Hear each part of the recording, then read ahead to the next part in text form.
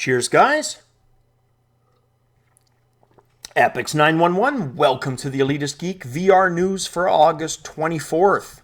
Lots to talk about today. We're going to get right into it.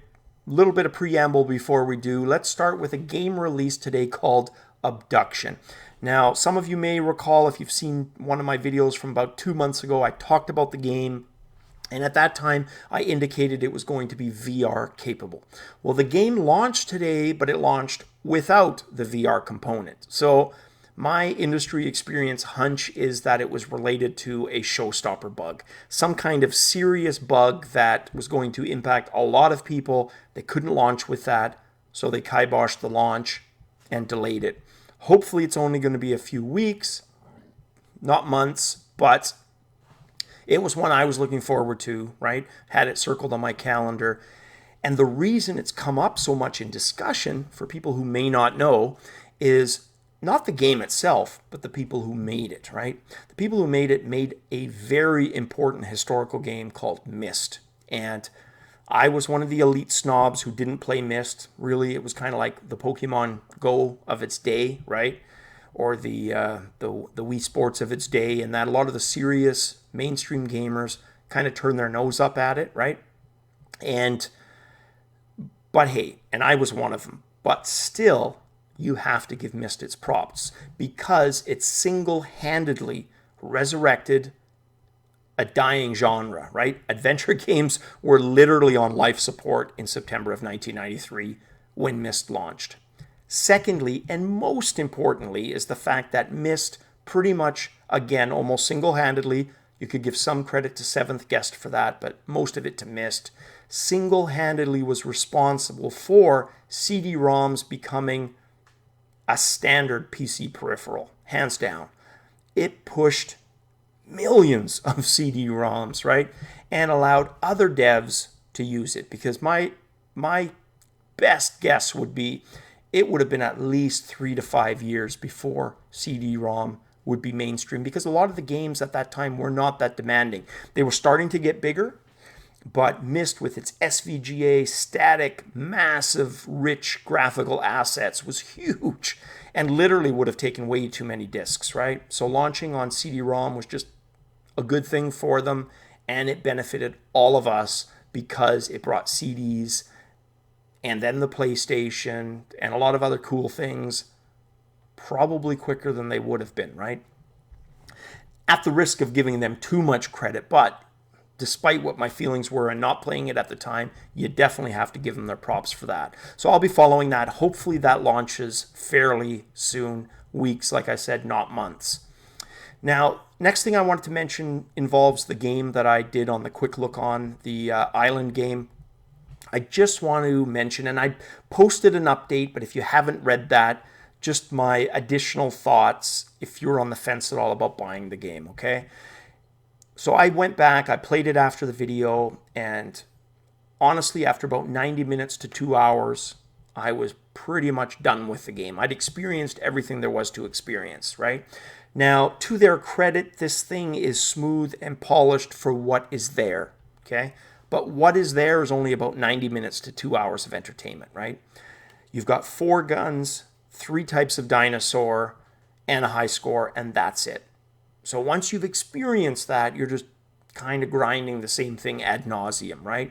So it's great to show off, let some friends try, compete with friends. You could probably get even more time out of it.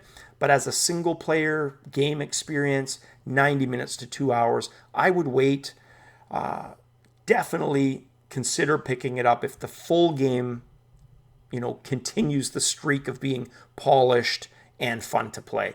There's going to be some meat there. Definitely pick it up at that time. But if you're wanting 10, 12 hours, this isn't the game. It's another one of those very short experiences. Nothing wrong with that, but I throw that out there just so you're more informed.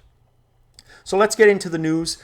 First one comes to us via Upload VR via China. And it has to do with a virtual reality HMD that is actually a pair of what looks like shades, okay, powered by a phone. Now, we're going to get into why my bullshit detector went into full DEFCON 5 alarm mode in a second. But let's start with what they claim, okay? They had a video, they claim 1080p, basically 1200 by 1200 per eye, i.e. 2400 by, in total 1080p for both, like the modern HMDs, at 90 frames per second. But, and here's the catch, they didn't show that in the video. In the video, they show virtual reality gameplay, but we don't know it's coming from the unit. It could be coming from a dev station for all we know. When they showed the technology for the data traveling from the glasses to the phone, they used an animation. Okay? And then the last piece of the puzzle for why my bullshit detector went off was how they're launching. They're not launching to market, they're launching to Kickstarter. And personally, I wouldn't touch it with a 10-foot pole. I would take a wait and see, right? You're not obligated to pay these guys. Sit back and wait. Let them prove it's a product, right? If there's enough people there to have them launch, fine. I just wouldn't be one of them. That's all. It just, to me, I would want to see a lot more before I plunked my money down on this thing. The most hilarious aspect of it, though, was the name. So this thing is spelled DloDlo, which would be DloDlo in English, right? Except the article points out that the L's are silent. So you end up with Dodo, which in the English language doesn't quite sound that good. But hey, who am I, right? I'm surprised nobody picked up on that, though. You think they would have done a check. What does this sound like in English? But hey. Anyways, like I said, bullshit detector, especially when you're hearing industry experts say 5 to 10 years before we can go to market with that type of technology. Next news piece deals with mixed reality using Kinect depth cameras, right, with software to eliminate green screens. And green screens have been with us for, 50 years in Hollywood? And my first thought was, wow, it took 50 years for somebody to come up with something to replace it, right? Now, it's a little rough at first. Yes, it can do away with the green screen. It does require some additional hardware, software. I will have the link below. But it suffers from little things like pop in. Some things don't get masked quite properly, but hey, it's a start and it's definitely promising. It'd be nice to see where that goes because there's all kinds of green screen substitute potential for it. Next one had me laughing a little bit because it's an early access game. Probably won't buy at full price, but may buy on sale because not only does it include single and multiplayer ping pong, but it includes the frat house friendly beer pong. Yes, folks, beer pong. So, hey, if it's on Steam sale for $1 or $2, I'll probably pick it up just for that. So the game's called Paddle Up. I'll have the link below. It's in early access. Next news piece concerns the Gear VR and Leap Motion. So what Leap Motion has done using USB-C is developed hand tracking on the Gear VR. And this looks pretty cool. Now, this is a feature Daydream already has and is launching with. So I get the idea that Samsung, Oculus, they're really encouraging this as a go-ahead because when Daydream goes to market, that will definitely be a differentiator because there is a lot of content that could benefit from hand tracking, even if they don't have positional tracking. Just being able to sit in a cockpit with the controllers, right? Seated, standing, is going to add to the experience. So my feeling is, yeah, that's going to be really successful, and I can't wait to see how that works, right? And speaking of Gear VR, I sold the old one, which I mentioned in a video. Well, I've since ordered the new one, and I also, thanks guys, replaced my Galaxy, and I'm getting the Note 7 due to peer pressure from you bastards. No, but seriously, yes. So this is going the way of the Dodo, and it will be replaced by a Note 7, which, you know what, is going to be more work-friendly anyways. Because of the bigger screen, I can actually run business applications on it and VR. You get my drift. So there you go. Now, next news piece also deals with Leap Motion, but I loved reading this article because of the promise of the technology. So one of the complaints about Leap Motion has been it's not as precise as you would want it to be, right? For finger tracking and hand tracking. It can feel frustrating doing simple tasks. Taking the circular object and putting it in the circular hole can be a frustrating exercise for something that really shouldn't be, right? Now, in the link, check it out that I've included. They've got 2 videos. The first video, they show it without their software, just straight Leap Motion, and you can see the frustration because the user is trying to build, basically trying to stack 4 cubes. Never gets to 3, the poor schmuck, before the whole thing topples like a house of cards, right? The second video shows the exact same thing, but using their interaction engine, right? And that stack is built with precision, quickly, efficiently, with precision. So lots of potential there. That's one that I'm going to be following. And again, that engine that they've created, Leap Motion, is called the interaction engine. So I believe it's Unity friendly. So we will see it in Unity. And yes, I can confirm. It just came to me. I remember that it will be Unity friendly. So this is something we may see in the future. That would be awesome. Next article had me kind of scratching my head, kind of in amazement, kind of in shock. Now, it was based on a survey. So obviously it bears saying, look, if you don't get into the details of the science behind preparing the survey, the results could be totally skewed and invalid. I get that, right? But let's humor ourselves and just look at them anyways, okay? So what they did is they surveyed 500 VR industry devs. And the definition for that was anybody doing either an experience or a game, right?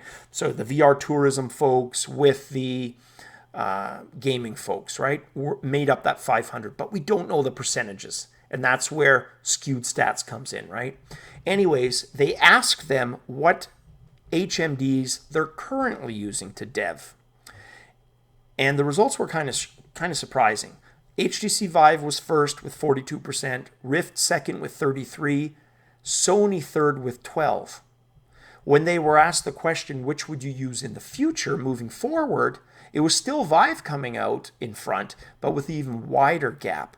34% to 23% for Rift, 14% Google Cardboard, 10% Gear VR, and just 4% for Sony. So I take that with a grain of salt. Like I say, like it's an interesting discussion, but how valid are the numbers? Why is Sony skewed so low when realistically they're probably going to sell more than Rift and Vive by December? Don't have the answer to that.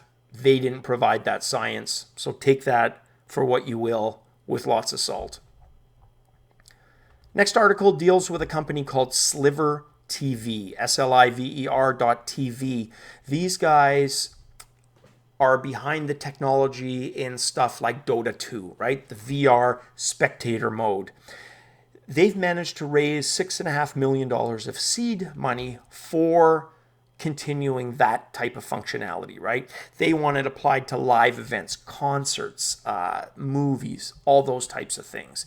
Now, to me, that would be awesome. And it kind of ties into an article we're going to get to in a couple. But yeah, 6.2 million, when you're hearing about all these investments, it sounds positive. But like with the survey, all the seed money in the world, all the research grant money in the world won't amount to anything if nothing comes out of it, right? That's always the hope. That's always the fear. What's going to come out of this? Hopefully for us in VR, a lot, but we're going to have to wait and see. Because I've said before, I love the concept of being able to be at a concert, right? It's got so much potential. So, next article comes to us via the Financial Post, and it concerns Best Buy. And a lot of you have come forward mentioned to me that, look, there was a VR demo at Best Buy. Well, now they've publicly stated that they want to have 500 stores in time for the holiday season demoing virtual reality to help ultimately with sales. So definite props to Best Buy for that, because you, me, we've said it time and time again, I don't care how freaking skeptical you are about virtual reality, okay? Until you try it, I personally don't care what your opinion is, right? And I care about my fellow human being, but when it comes to VR, yeah, I'm a little protective. And if you tell me that you think it's stupid and this and that, you better have tried it, right? Or I won't take you serious. We're not going to necessarily argue. I'll just ignore you, right? And I think that's the case for most of you as well. We know that to be true. I've had so many skeptical people try it. Not one has walked away as skeptical as when they tried it. Still, 4 months into this, right? The next one is kind of like the Captain Obvious statement. Sony PlayStation engineer mentioning that, look, virtual reality's big hit may be educational, right? And I can see that. And it is a Captain Obvious statement in that sense, right? Part of it's marketing, of course, for Sony. Anything, if parents get behind or hear, wow, this has got educational possibilities, right? Because a lot of people, they get negative connotations when they hear the word game. Oh, that's just a toy for Johnny or Jill for gaming, right? That's the reality we're up against. If they can say stuff like education, suddenly parents stand up and take notice. And again, I'm a parent. Lots of you are parents. We're all gamers. That's not what I mean. We're talking about the ones that aren't gamers, that don't, quote unquote, get it, right? They're going to continue that ludicrous stereotype that gaming isn't beneficial for kids, right? Despite all the evidence to the contrary. Nor is it responsible for all the BS that the media has tried to pin on gaming, right? Both sides of that coin. So, yeah, getting back to what he said, totally. One of the things I was thinking about today was, imagine, like, I've always loved history. I loved social studies and history when I was in high school, post-secondary education, always been a history fan. If I could go back to some of those history lessons, some of my most favorite battles, the Battle of Bosworth Field, King Richard III against Henry VII, right? Battle of Hastings, Edward and William the Conqueror doing battle. Darius III against Alexander the Great, right? Or Battle of Stalingrad, Hitler and Lenin going at it. It doesn't matter.